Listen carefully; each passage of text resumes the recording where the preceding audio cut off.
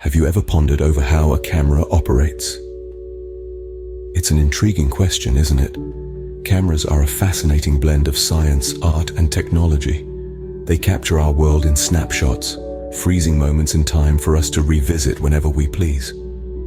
It's no wonder that understanding these devices can enhance our appreciation of them and improve our photographic skills. Let's dive into the captivating world of cameras, a world teeming with precision, detail, and an almost magical ability to capture light and shadows. It's a realm where science and art intertwine, where intricate mechanisms transform a fleeting moment into a lasting memory. Over the years, cameras have evolved from the large, bulky devices of the late 19th century to the sleek, pocket-sized gadgets we have today.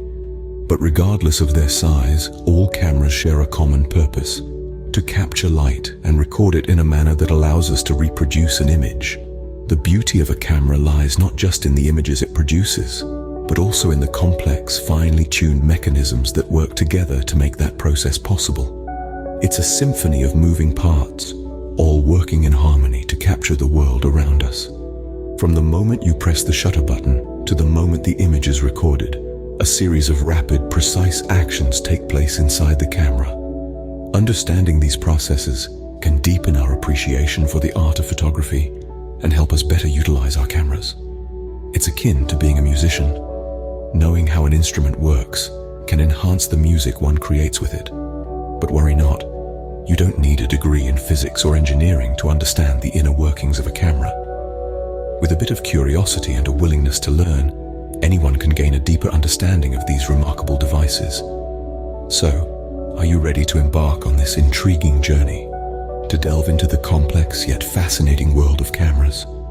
To understand the science that allows us to freeze time in a rectangular frame? Stay tuned as we unfold the mystery behind these mechanical wonders. To grasp how a camera operates, we must first familiarize ourselves with its basic parts. The first part we'll discuss is the body of the camera. This is the foundation, the housing that holds all the other components together and protects them. It's like the chassis of a car or the frame of a house. It's usually crafted from durable materials like plastic, metal, or even magnesium alloy for higher-end models. The body also includes the controls, buttons, and dials that allow you to manipulate the camera's settings.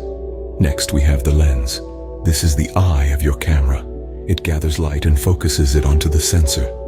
Lenses come in different shapes and sizes, each offering unique perspectives and levels of magnification. Some lenses allow you to zoom in or out. Others provide a wide-angle view, and some are designed for close-up macro photography. The shutter is another crucial part of the camera.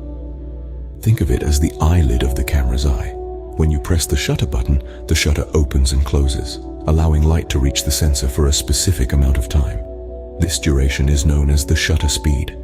Then there's the aperture, which works similarly to the iris in a human eye. It controls the amount of light entering the camera by adjusting the size of the opening in the lens. A larger aperture lets in more light and creates a shallow depth of field, while a smaller aperture lets in less light and generates a deep depth of field. Finally, we have the sensor, the heart of the digital camera. This is where the magic happens.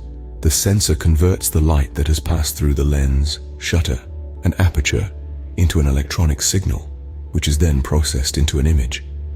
These are the pieces of the puzzle that make up the camera's body. Next, we'll see how they work together.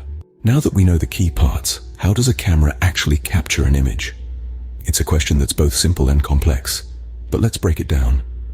First off, capturing an image begins with light. Light, in all its diverse shades and intensities, travels from the subject and enters the camera through the lens. This lens, a marvel of optical engineering, focuses the light onto a specific point inside the camera, the image sensor.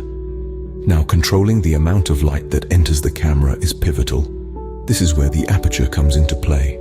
Think of the aperture as a window that can be made larger or smaller. A larger aperture allows more light to pass through, while a smaller aperture restricts the light. By adjusting the size of the aperture, photographers can control the brightness of the image and the depth of field, which is the range of the image that appears sharp. Next in line is the shutter speed. The shutter, like a curtain, stays closed until you press the camera's button. Once pressed, the shutter opens for a predetermined amount of time, which is your shutter speed. It could be a fraction of a second for freezing fast-moving subjects, or several seconds for capturing low-light scenes or creating motion blur. The longer the shutter stays open, the more light hits the sensor, affecting the overall exposure of the image. Finally, the sensor comes into action. This is the heart of the camera, where the magic happens. The sensor is packed with millions of light-sensitive pixels. When light hits these pixels, it's converted into an electrical signal. This signal is then processed into the image that you see on your camera's screen or viewfinder. So, from the lens to the aperture, the shutter speed to the sensor, each component plays a crucial role in capturing an image. It's a harmonious ballet of light and technology, a dance that happens in an instant yet involves countless processes. That is how a camera captures an image. But how does it transform this into a photograph? Stay tuned to find out. So we've captured the light, but how does this become a photograph? Well, let's dive right in and unravel this mystery. The magic begins with the camera's sensor, a miraculous component that deserves a standing ovation. It's the sensor that converts the light into an electronic signal. Think of it as the digital equivalent of a film's negative. The sensor is studded with millions of tiny light-sensitive spots called pixels. When light hits these pixels, they generate an electric charge. More light means a stronger charge. Now, we've got this electronic signal, but it's not yet an image. It's sort of like having a raw cake mix. It has all the ingredients, but it's not a cake until it's baked. This is where the image processor comes in. The image processor is the oven to our cake mix. It takes the raw electronic signal and cooks it into an image. It adjusts colors, sharpness, contrast, and more. The result is a fully baked JPEG or raw image, ready to be served. But where do we store these freshly baked images? Enter the memory card. The memory card is your camera's pantry, storing all your images until you're ready to use them. Once the image processor has done its thing, the image is saved onto the memory card. Now, here's a fun fact. The speed at which the camera can process an image and save it to the memory card is known as the camera's burst rate. This is crucial when shooting fast-moving subjects or in situations where you can't afford to miss a moment. And there you have it. From the moment light enters the camera, to the sensor converting this light into an electronic signal, to the image processor developing it into a photograph, and finally the memory card storing this precious memory. It's a journey of transformation, of light morphing into something tangible, something that can be held and cherished. And just like that, we've transformed light into a photograph. Let's quickly recap what we've learned about the camera's operation. Our journey began in the fascinating world of cameras, where we discovered how these ingenious devices have evolved over the years to capture the world around us in stunning detail. From the simplest pinhole camera to today's advanced digital SLRs, each camera is a marvel of design and engineering.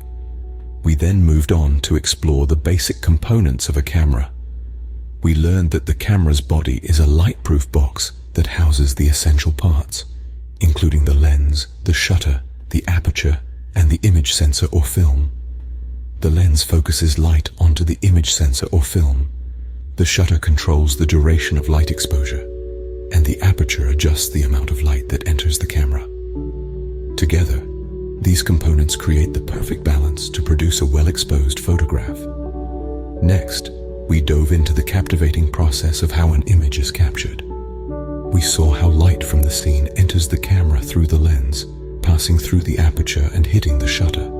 When the shutter release button is pressed, the shutter opens and exposes the image sensor or film to the light, forming a latent image. Our exploration continued as we demystified the process of transforming light into a photograph. For film cameras, this involves developing the film in a darkroom to reveal the photograph. For digital cameras, the image sensor converts the light into electrical signals, which are then processed by the camera's internal computer to produce a digital image that can be viewed on a screen or printed out. So, to sum up, a camera is a complex tool that uses a combination of optics, mechanics, and electronics to capture and process light, transforming it into a photograph. From the initial capture of light through the lens to the final output of a photograph, every part of a camera plays a crucial role in creating the images we love and cherish. There you have it. A complete rundown of how a camera operates. Keep snapping and keep exploring.